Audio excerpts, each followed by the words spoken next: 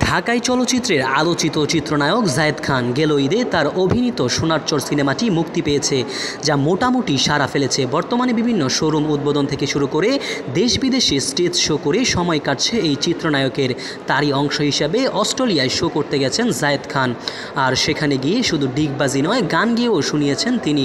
জানা গেছে রোববার সিডনির ক্যাম্পসপিতে আয়োজিত বৈশাখী আড্ডা অনুষ্ঠানে পারফর্ম করেন জায়েদ খান। পরে দর্শকদের অনুরোধে দেন ডিগবাজি।